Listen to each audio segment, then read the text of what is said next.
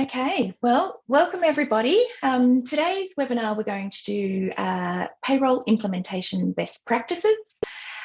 In this session, we will be covering the best practices and tips for you to build a robust implementation process that will ensure a great implementation for your client and the most efficient process for your business. Our key learning objectives today are around how to structure your payroll implementation project, how to gather data from the client, and how to avoid project delays. This webinar is aimed at implementation teams who have an understanding of the implementation process but want to improve the success of their implementation projects. Just before I hand over to Leanne, who'll be our host today, just a few housekeeping things. This session is being recorded, and a copy of the slides and a recording of this session and the templates that Leanne shares with you today will all be shared with you. That will go out tomorrow, so you should all receive those because you've registered for the session. Today's session will run for about an hour. You've probably already seen that your audio and video are disabled, but we do have the Q&A feature open. So if any questions you want to ask, please feel free to pop them into the Q&A at any time. Leanne will go through and answer any questions at the end of the session. We've also enabled the upvoting. So if you see a question in there that you'd also like answered, feel free to upvote it so we know the ones that are the most common questions, and we'll make sure we answer those first. You can also email your partner account manager after this session if you've got any questions. All right, so I'll introduce you now to Leanne. Leanne Robertson is our partner onboarding team lead. She's a CPA who has undertaken additional study in payroll and HR and has worked in payroll specifically for about 5 years. Been with Employment Hero now for 1.5 years, but has been using Employment Hero payroll for about 6 years. During her time at Employment Hero, she has built and maintained some of the inbuilt awards in the system, as well as custom building EBAs and other custom requirements for her customers. She has implemented a large number of clients into the payroll system and regularly provides training to our partner network. So I'll pass over to Leanne. Thank you very much. Thank you very much, Kathleen, for that. And thank you everyone for joining us today. So as Kathleen mentioned, I guess this session is designed for people who've already maybe done the implementation before, know how to use the system, but just want those tips and tricks to take their implementation projects to the next level, get them more successful and avoid some of the pitfalls that we come across. So there's two sections we'll do today. So just a few basics on implementation, the timeline, how we share data, and then we'll look at an actual implementation project. So what steps do we take from kickoff to go live? So starting with implementation basics, the timeline. So starting with the start of the project, how long should an implementation take? How long should you share with the client as to the expectations of the project? So obviously, as you're probably aware, it varies greatly based on numbers, how our employees paid, are they paid auto salaries, paid on timesheets, are they paid under an award or an enterprise agreement? Are there any variations to the award? Are there custom agreements we need to build? Are we trying to integrate with another system such as the time and attendance system?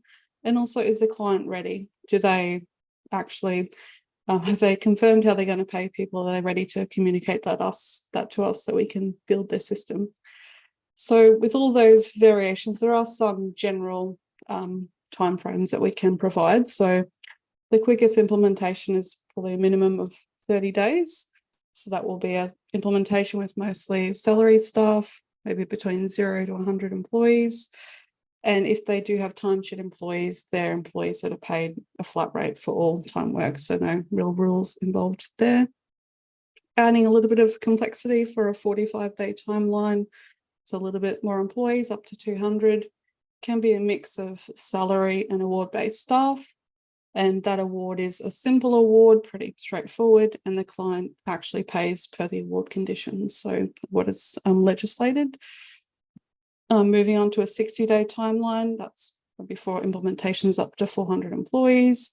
That's where we've got mostly award-paid employees, and that award may have some variations in place. So the client may just be following it a little bit differently than what we have in the system, or perhaps they've got some agreements to vary some terms for that, for the award. And then our biggest projects that get into the 90+ day area, we see that with the bigger employee numbers when they're using an award, but there's a lot of variations, maybe custom rates, custom allowances, custom agreements, or it may just be one of our complex awards. So probably the most complex one we work with is the SHADS award.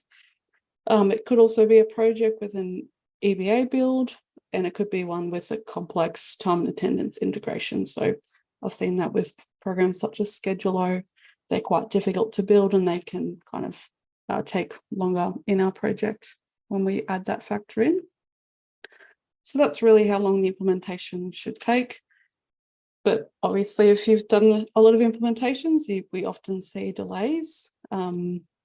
We find that there's a lot of benefits to encourage the project to move quickly, encourage the client to do whatever is required to get the project done quickly. We find those efficient ones that do fit to those 30, 60, 45, 90-day timelines, they'll be more successful and they'll result in a better outcome for the client. So the reason that would result in a better outcome is the client is kept engaged throughout the project. They can see the light at the end of the tunnel. They can see what they're giving to is actually driving the project forward, and they can see that how they're going to be able to get the benefit from our fantastic new program in their business. Also, the employee data will stay up to date. So if we've gotten that employee data in week 2 or 3 of the project, and we've gone live at week 8, usually not too many changes will occur with that employee data in those 8 weeks. But if we see that timeline extend to the 3, 6, 9 month mark, that employee data that we originally got isn't really relevant anymore. So it makes us rework a bit of the projects, and it increases the time and the discomfort in the project, I guess. Also with the parallel pay runs, when we're doing it quickly, that's using recent data. We're talking about queries relating to a pay run from a few weeks ago, rather than we draw out that process that might be 2 or 3 months ago. As I touched on a little bit earlier, it'll reduce the need to redo parts of implementation or revisiting certain queries that haven't been resolved. And also, the quicker we stay with this client to just get their project moving, the less chance that any of their operational changes are going to significantly impact the project. So I know with the longer projects, you may start working with one payroll officer, and by the end of the 3, 6, 9 months, that person doesn't work there anymore, and perhaps maybe the goals of the projects have changed. It becomes a more difficult project. So that's why we recommend, I guess, moving as quickly and efficiently through the process as you can. Obviously, we don't live in a perfect world, and there can be project delays. So the top 5 I've seen from working with implementation are these ones here. So the client just may be too busy to complete the required work. Probably the payroll implementation is the last priority on their list of things to do, and they just can't get back to us in time to keep up the speed of that project. There also just maybe no sense of urgency from their end. They're not driving towards a certain date. They're not maybe they're not being kicked off their payroll system, which some people do find themselves in that situation. So there's just no sense of urgency or reason why they need to move quickly. So without that urgency, the project drags. Third one, when we get to around this time of year, clients will see that the new financial year is not too far off, so we might as well add a few extra months to the project at this point just to go live in the new financial year, make it life easier for the accountants. Another reason for delay, we might see that a client is trying to implement a number of systems at the same time. So they might be changing their accounting and payroll system at the same time, or it might be payroll and a new time attendance system. So if one of those other projects are delayed, our project might be delayed as well. And lastly, when you get into the project, you may just uncover unexpected work that the client hasn't made us aware of at our scope or kick-off of the project. So how can we look to prevent I guess, those specific delays. So one, when the client's too busy, what can we do to, I guess, prevent that from being a big factor in our project? So we can set clear expectations at the beginning. We can detail what work is required and set due dates for key milestones. So if we know we're needing employee data around Easter, do we need to allow for any holidays? Can someone else in the organisation do it if someone else is on a holiday? So just preempting that work plan and getting them understanding what work will be required at what part of the project, so they can, I guess, factor that into their work plans as they move through the next month or two. With no sense of urgency from the client, I guess we need to create a way for there to be urgency on their end. So obviously we could also set clear expectations and just promote why it's better to go live quicker, but we could also look at, you might want to consider financial rewards or penalties to drive that target go live. So a reward may be that your implementation fees are X dollars, but if you manage to go live within the 45 days, we can refund you a certain amount, or we can have discount on your subscription fees. There may be penalties in the sense that maybe the implementation fees that you get from the client only cover 3 months, and if they extend past there, perhaps there's more charges that may discourage the delays of projects. So I guess tread carefully in that area. You don't want to just be slapping people on the wrist every time, but just might be good to factor in a little bit of that in how you go about your implementation projects. So a third delay reason, people wanting to go live with new financial year. Obviously, if it's the accountant's choice and they would just not take no for an answer, we can't really do much there, but there are some actual benefits of going live earlier. So if we've started the project in February, we get closer to April and they say, well, what's the difference in waiting a few months? Well, there could be a few differences. As I mentioned earlier, the data is going to start to become out of date. We're going to have to be maintaining 2 systems for a while. Also, if you've got a lot of implementations that you're working on in your team at the moment, obviously maybe 90% of the projects will be wanting to go live in July, and a lot of your staff will be tied up supporting all of those people. So they're less likely to get the dedicated attention, I guess, that you could offer a few months earlier. And a lot of people think that the STP transition mid-year is difficult, and we can, yes, say like there are easier ways to do it, and it actually doesn't impact too many things in the business. Fourth reason, simultaneous system implementation. So again, obviously we can't control the goals of the organisation, but in my experience, there are benefits of staggering the go live dates with different systems. I feel like going live with 2 or 3 systems at the same time is a matter of juggling plates in the air. At any point, something could go wrong in 1 of 3 systems. There's more points of failure there. So I feel we've seen best outcomes if, say, we start to go live with the payroll system. Perhaps we're not too happy with our current time and attendance system, but we can work around that with the manual import. So once we get that payroll piece locked in, then we can feel comfortable that that's done. Then we can start looking at our new time and attendance solution. So there are ways, I guess, frame that they can have a more successful outcome if they stagger those go live dates. And finally, unexpected work discovered during the project. So I guess that's a matter of just refining your scoping process. So what questions are you asking? Are you asking the right things that will prompt things such as when we are varying the award and we're paying different, and also it's also good to, once you've done that thorough scope, is to keep clear records of what we actually have agreed to do as part of our engagement. So we can keep coming back to that. And if we do find we're venturing off with the project and it's completely different than what we thought, we can have a bit of a stop point there and have a mini rescope of the project and get us back on track at that point. So that's, I guess, the project timeline, keeping it on time, the benefits of making a quick and efficient process. The other thing I wanted to touch on as well is data sharing. It's something that's been important in our business at the moment. So obviously you encounter a lot of the same things that we would here at Employment Hero.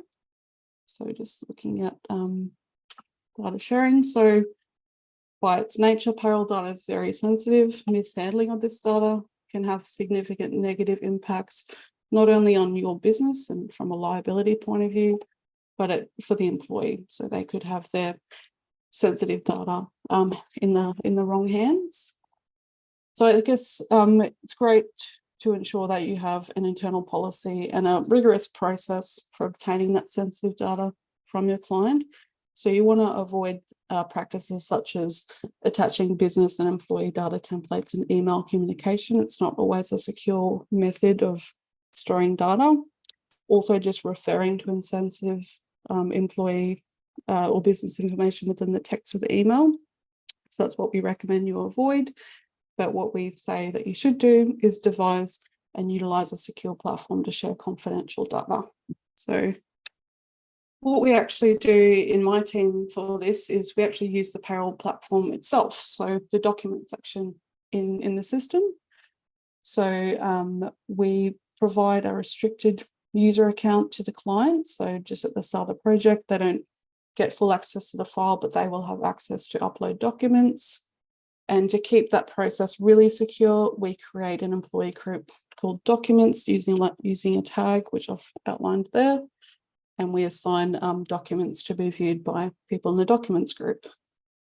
So that means that only the people who have access to the system, which in itself is secure, protected by two-step verification and limits on how long you can be logged into the system. So having the documents in there adds that layer of security and protects that data from being put in the wrong hands. So that's the data sharing. So that's a few basic things I wanted to get out of the way at the beginning of the presentation. And I guess now we'll just talk about how to structure the project itself. Where should you start? What order should we do things in? How should we get data from the client? What I'm actually explaining here is a method that I use in my team. Obviously, there's a number of ways to do this, but we've found that this has been quite successful over the years of implementations. And I'm also going to share a number of templates that we use in our team as well. So what order does everything usually happen in? So we structure the project this way. We start with kicking off the project, obviously, doing the business setup, doing the employee data, performing a parallel pay run, setting up the chart of accounts if needed, moving to client training. The client performs user acceptance testing. We mark off a few final steps items such as opening balances, and then we go live. Sounds very simple, doesn't it? So I'll talk in detail about each stage and the processes we follow and the templates we use. So talking about kickoff to start off with. So the kickoff starts with communication. The work moves from the sales team to us. So this is once we've actually sold the product to the client, they're ready to get on board. We've done all the T's and C's that we need to do, and we're just getting started. So we can do this in the form of a meeting or via an email. Obviously, a meeting is going to be a better, relationship builder, and you get that relationship with the client. Tend to get more successful outcomes if you have that face-to-face relationship with the client. So we usually do this via a Zoom meeting, and we make sure we cover these items. And we actually have a presentation that has all these items on it that we share with the client following the project, so they can see a lot of the information that we shared as well. So we cover introducing the team members in your implementation team who are working on the project. So who do they contact?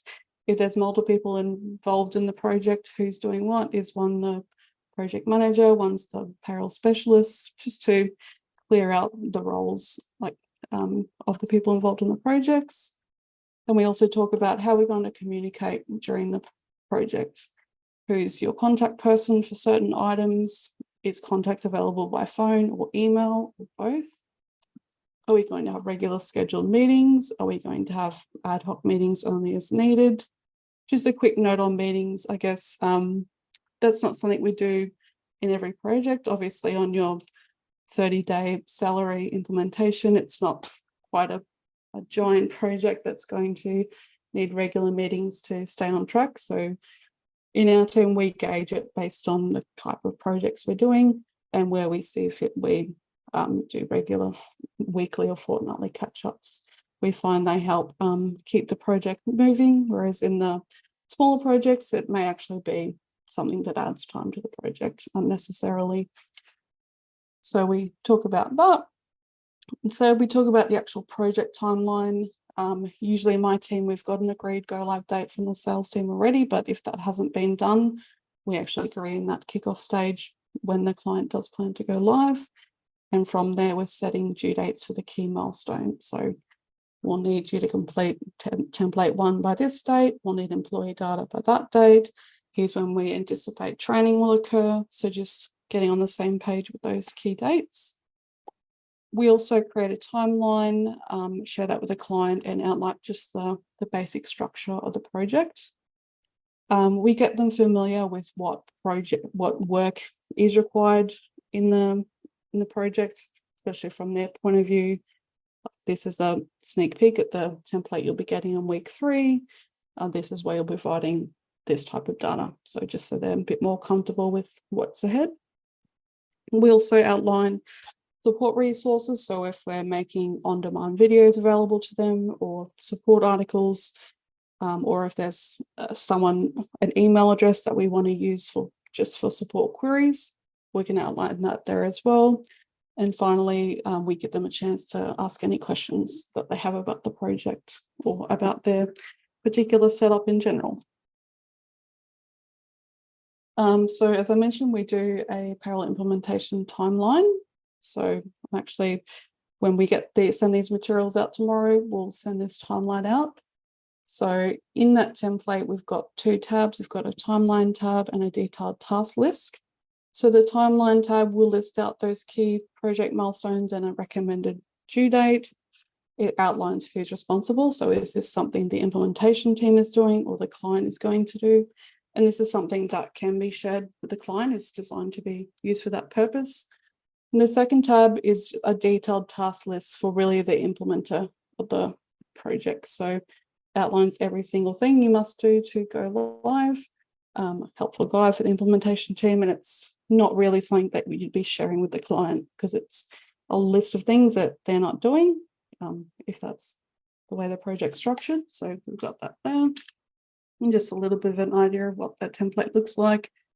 The project timeline's broken into the different stages, got due dates, an area to mark a status as completed, in progress, not yet started. And this forms kind of a Gantt chart for the project as well. And then we've got a detailed task list used in conjunction with that wider project milestone template there. So we'll send that one through. So that's our initial kickoff stage. Now we're actually moving to starting to build the system, the business setup stage of the project. So in this part of the implementation, you'll configure the basic settings in the payroll file, the things such as pay schedules, payment files, pay categories. You'll install any inbuilt awards that the client requires, and you'll build any enterprise agreements or custom pay conditions that the client requires. So the template I'll share next covers item 1 and 2, basic settings and awards.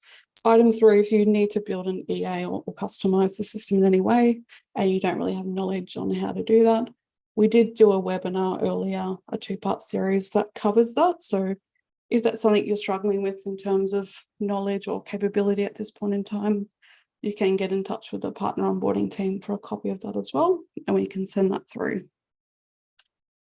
So what actual steps do you need to take in this stage of the project? So firstly, sending the business details template to the client to complete and ensuring you're setting that clear due date for the template to be returned. So always keeping an eye on that driving the project forward. Second, so when the template's been returned, we're updating the payroll file with the details the client's provided. And finally, we're building those EAs or custom agreements. So taking a look at the business details template, what it actually collects from the client is basic business details, ABN address, so on, what pay schedules do they have, payment file details, ATO settings, payslip settings, locations, also known as cost centers or departments, journals, services, do they require that as part of the implementation, leave categories, do they have any deviations from the national employment standards, do they want to utilize Beam as their clearinghouse, and do they want any modern awards installed? So this is a sneak peek at what that looks like. We've got a different tab for each of those items, and the order of it pretty much reflects the order of the settings in the system. So it's quite easy to fill out. So once we've done that part of the system, we've done the very basic setup and configured pay conditions. Now we move to employee data. So why we wait and why this is a second step is it's good to have, say, your locations and your employment agreements from your inbuilt awards already in your employee data template for your client to select. So without having completed that step one, you won't get that data from the client. So in this stage, the employee data stage of the implementation, you'll be setting up all of the client's employees in the payroll system and configuring any payroll inclusions for the employees. And the information for those are obtained via two templates, the employee data template and the payroll inclusions template. So what steps from start to finish do we take in this stage? We start with creating the employee data template.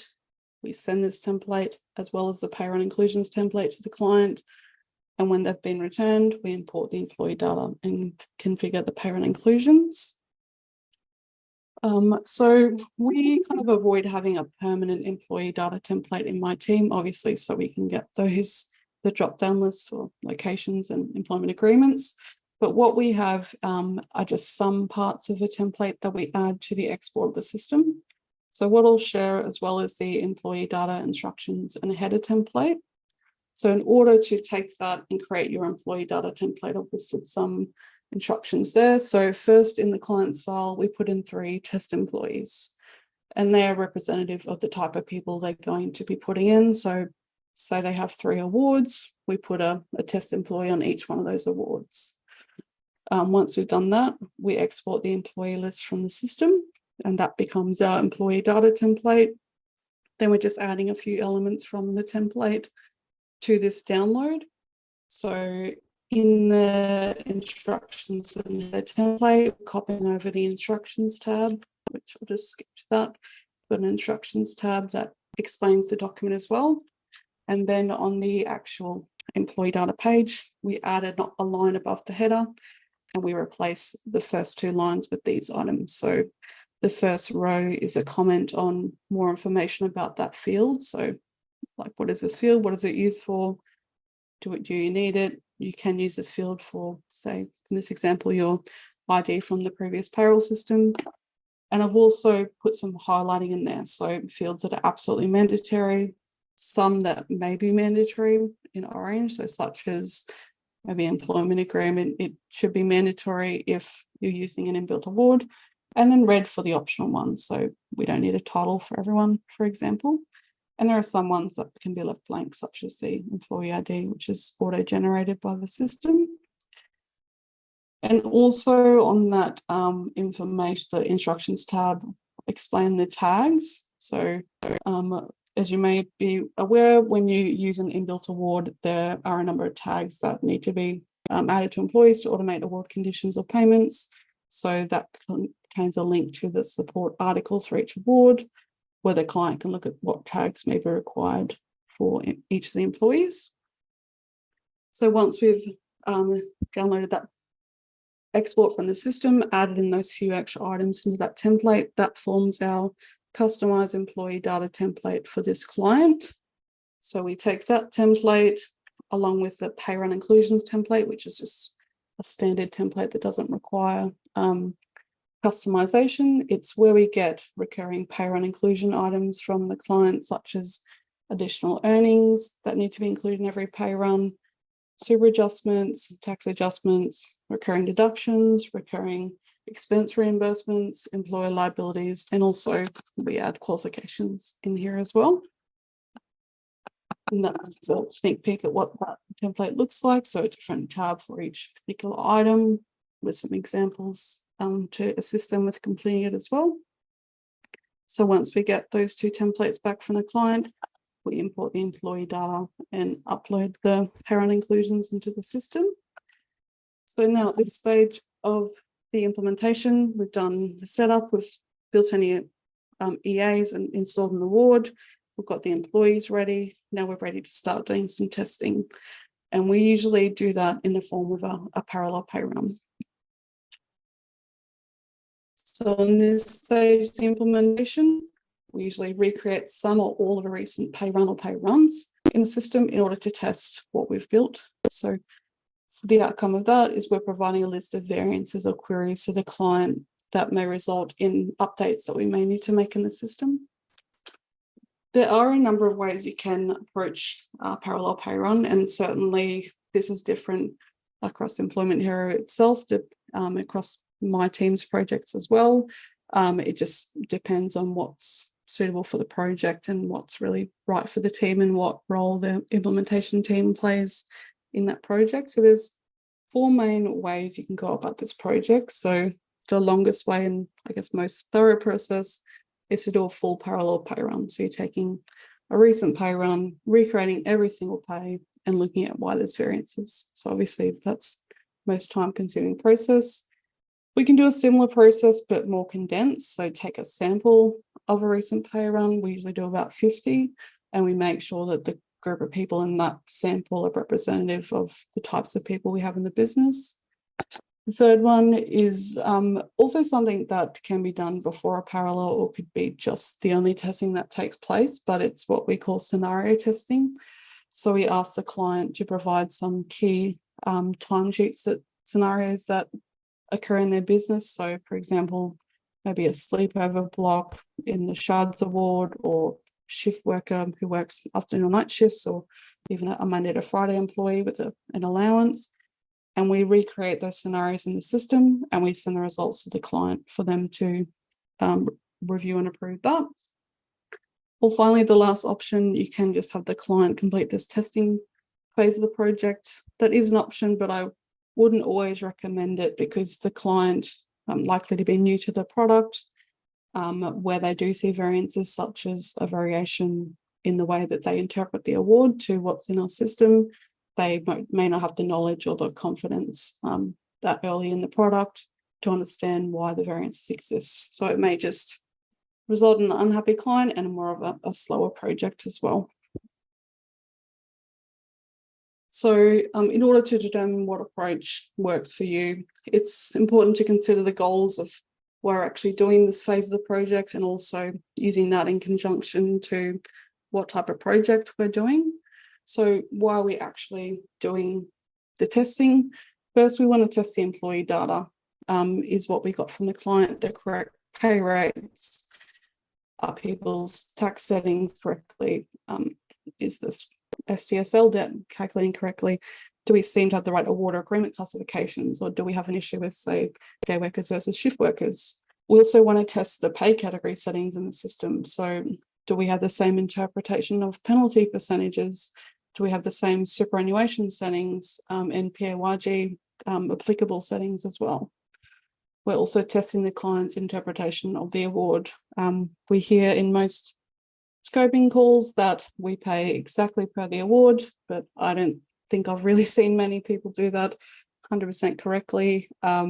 So a lot of what comes out of these parallel pay runs is, say, our system determined that, for example, this employee didn't have 10 hours break between shifts, so we paid a penalty, whereas you didn't pay the penalty. And the question is, do you now want to start paying the penalty because you weren't aware, or do you want us to turn off that penalty, which unfortunately is the answer sometimes. Also, if we've built an EA or customer agreements, we're also testing that build as well. Obviously, during the build, we do testing, but testing real pay run data is the best, final process to test that build as well. And finally, this is where you may uncover those out of scope items. So you may start processing a pay and some strange allowance that you've never heard of is on a pay run, a pay slip, sorry, and that's alerting you to different things that the client may not have previously made us aware of. So that's what we aim to achieve in this testing phase of the project. So from start to finish, what are we actually doing in every stage of every part of this stage? Starting with what parallel parent approach we're taking, request the required information from the client to perform that task, recreate pay system, capturing timesheets, leave requests, or any other information that you need, and then running the pay run. Then comparing the client's reports versus our reports and having a look at the variances. Often it's not feasible to do fancy VLOOKUP variance table because the reports we're getting from the old system say they might just be in PDF form. So more often than not, our process will be comparing their payslip to our payslip and investigating variances from there. So from that process, we get a list of variances and queries that we share with the client, which we need their feedback on. And we also, again, set a due date to drive the project forward. And then we always recommend to do this twice. So after the first parallel pay run, you might be updating some settings in the system based on their feedback. And then that second parallel pay run actually tests what we've just updated in the system. So I thought I'd also provide this as well as sort of a template, I guess. What do we actually ask for when we're doing a parallel pay run? So we ask the client to select a recent pay run. Doesn't have to be the immediate last pay run. We're not actually running it in parallel, which that word tends to confuse people. I guess it's probably more of a test recreation pay run process. It doesn't have to be done simultaneously. But what we're asking for to perform this is timesheets that show date, start and finish times and breaks taken. If it's just date and hours worked, that won't really work for the award or won't work for inbuilt awards. So keep that one in mind. What leave was taken during the pay run? Are there any manual adjustments that they made in the pay run? That will just pre-alert us to any variances. A copy of all the pay slips, a detailed pay run report, a summary report, and also a payroll journal. So that's what we ask for to perform that. And then when we've completed the process, the reports we send to the client are the pay run audit report from the system, the pay slips, and a list of our queries. And I find the queries list is best structured by issue, so grouping things by issue rather than by employee, because ultimately what we're getting is a list of issues. So we found these 10 major issues. For example, we found that you aren't paying that 10 hours break between shifts. We can list who that affected, but basically the outcome of what we want from this message is, do you want this to be kept on or turned off? So that's kind of the outcome of why we're communicating that to the client. So following that process, we're quite sure that the system's all configured. We've built it, we've got the employees in, we've tested it, we've made any amendments that are needed. At this stage, this is when I recommend setting up the chart of accounts or the journal. So at this stage, you're not going to have to change all the pay categories or the locations, or that's really been tested by this point. So on this stage, you'll configure the system to generate a payroll journal for the client. We've got 2 templates that we use for this, but also note that some implementation teams don't offer this as part of the implementation. So it's something where you could just provide a training resource to the client and something their accounting team could set up as well. But if you want, you can include it as part of the implementation. So the steps required, if you are doing the chart of accounts setup, start with reviewing a copy of the client's journal. So that's why you see in the list of parallel pay run data that we're getting that journal as well, just so we can see the relationship between the journal and what we've seen in the pay run, so we can really, decode that and understand it. Then we've got 2 templates for this, a simple and a complex. So we're looking at the journal and determining whether it's a simple or a complex journal. Pretty big vague categories, but basically simple is where wages and other accounts aren't split by location. So everything's going to one wages GL code. There's not different accounts for, say, casual wages, permanent wages, admin wages, operations wages, that sort of thing. That's more of a simple journal. But then with complex, we see things such as where wage and other accounts are split or they differ by locations, and there's different pay categories for different accounts. Different accounts for different pay categories. So once we've made that determination, we send the simple or the complex journal template. That template's returned, we configure the system, and then we use one of our test pay runs in the system to send a copy of that journal for the client to review and ultimately approve. So a bit of a snapshot of the simple journal template. A lot of the questions mirror the actual setup of the chart of accounts area in the system. So asking for default accounts. Then we're going into specifics such as do we need to have any instances where our pay category is not coded to the default we've listed here. So that's that template there. Then we also have a complex journal. So this is where we actually allow for different locations and the selection of different codes for different locations. So in this example, this client's got a different superannuation expense account for different locations. So now we move on to client training. The system's ready. We're ready to train the clients, moving towards handing the system over to them. So in this stage, we do a few things with users and settings as well, but ultimately we're just talking about client training. So we obtain a list of users for the system. We configure some timesheet and rostering settings. We deliver payroll administrator training to the organisation's payroll officers. And we also deliver manager training to the employees in the organisation that will be doing the rosters, timesheets, live approvals, that sort of thing.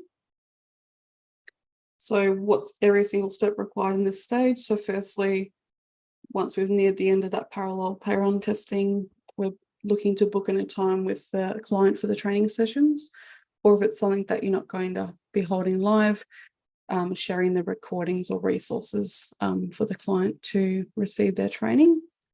We're also sharing a system user list template for the client to complete, which we'll look at shortly, sharing this timesheet and rostering settings template.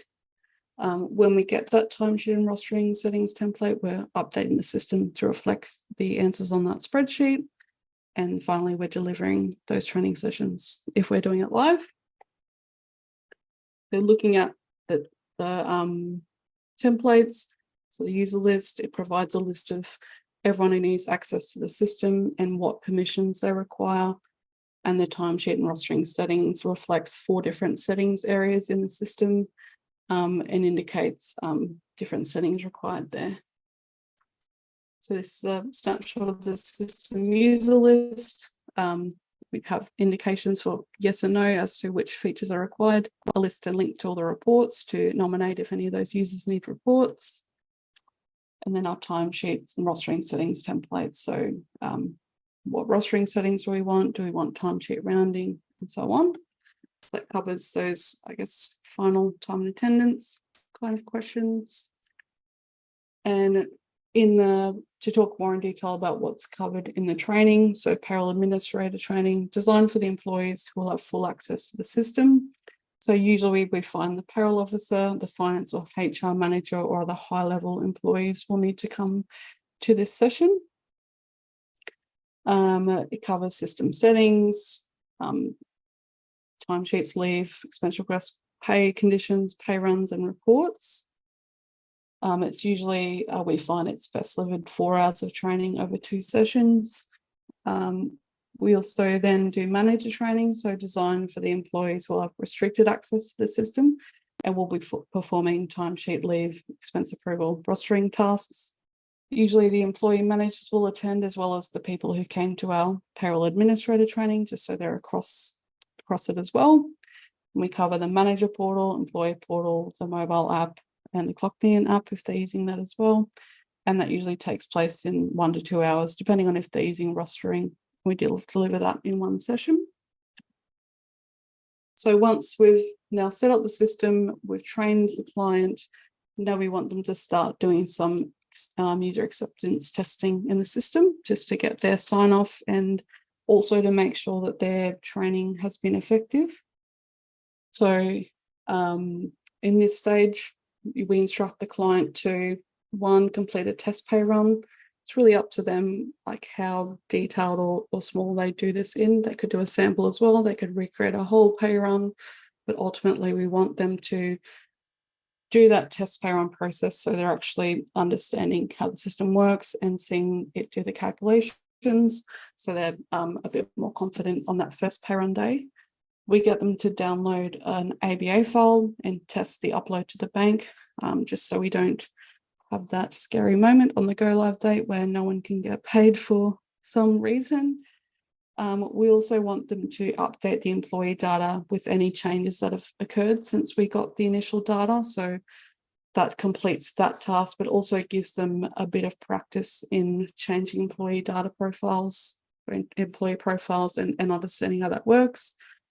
As you're aware, there's no import to import future leave requests, so we usually pass that task to the client so that, again, they can get used to how that works in the system. They'll also need to start putting in any rosters and build any roster templates needed. Again, no import for that one. And if they are using our ClockMe and kiosks, they need to set up those as well. So that's the main, I guess, 6 things we get them to do during the user acceptance testing and tasks phase of the project. So steps in this, following that training, we upgrade their access to full access. So the payroll officer and the finance or HR staff can have full access to the system.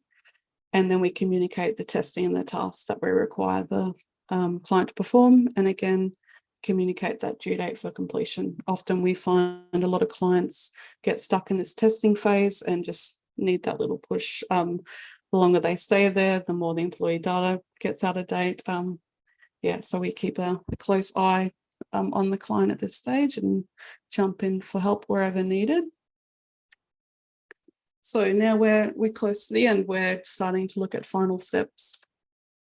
So in this stage of implementation, what you will do from your end is share the final steps checklist with the client, and in which lists all the final steps they should take. And also part of your role is to ensure all those 5 final steps are being completed and by the due dates outlined in the plan. So this is all on a checklist that I'll share as well, but the sort of things that are on the checklist is we're confirming the dates of the last pay run in the old system and the first pay run in the new system. So you may find this as well, but people use the word go live for different reasons. Go live for some people can mean when we're starting to put timesheets in the system. Go live can mean when we're actually processing the first pay run on pay run day. So the point of this exercise is to go, our last paid date in the system is X, and we'll actually be processing the first pay run on X day in our new system. We're getting on the same page about that, making sure there's no confusion. We're ensuring that all the relevant staff have attended the training and they have understood the training and they're getting in and using the system. We're confirming the dates of when the managers and employees should be issued access to the system. That's something that you could do as the implementation team, or the client can be trained to do as well. We're ensuring the client does their user acceptance testing and tasks. We're ensuring Beam is being configured if applicable. We're making sure the client's chosen their STP transition method, which I've got a guide that I've linked here. We're ensuring the client has enabled STP with the ATO, so either by Access Manager or by calling the ATO. I've got a link to an article there as well. We're also sending the client opening balances template, and then once it's returned, we're importing those opening balances as well. And that's the final steps checklist as well that we can share with the client, setting out due dates and keeping them on track with marking off which things have and haven't been done. So they're all the things I just mentioned on the previous slide. And finally, Once we've done that, we're moving to go live. So final steps is talking about support. So perhaps on the day itself, depending on the complexity of the project, the confidence of the client, the nervousness, we may want to set aside time on the day to be ready to answer urgent queries, or even go so far as to lock in a meeting towards the end of the day, just so they have that opportunity to get in front of you to get those urgent queries answered. And following the implementation, there's a consideration of who supports them. So perhaps in your business, you've got a separate implementations and support team. At what point does the client go to either of those parties? So usually go live, we will receive some queries. So obviously people don't remember 100% of their training. There'll be a few like, oh, I know we touched on this, but how do I actually do X task? So they're the sort of queries we see come through. So usually we suggest the implementation team continues to assist for about 4 to 8 weeks post go live. They've already got the relationship with the client, and they can refer back to, I guess, materials they've shared or specific scenarios for this client. And then there's a period in time at which we actually pass the client onto your support team contact, support team or the support person within your business. So that's everything I wanted to discuss today. We actually don't have any Q&As. No. So thank you so much for that, Leanne. So if anybody has any questions following on from that, please feel free to pop them in the Q&A now. We still have a few minutes left, so Leanne will be able to spend some time answering some questions if anybody has any. While we give you a few minutes to do that, I would just let you know that after the session today, you will receive a survey about this session. We'd really appreciate your feedback on that, so that we can assure that the webinars that we're providing are covering the needs of your businesses, and that we're doing it at an appropriate time and on appropriate topics. So we'd love your feedback about what you need to help support your business. And as I mentioned at the start, you will be sent a copy of the recording of this session, and all of the slides and all of those wonderful templates that Leanne has shown you glimpses of. So you will actually get all of those as well, so that you can use those in your business and customize them if you need to. So I'll just give everybody a minute or so to pop through any questions.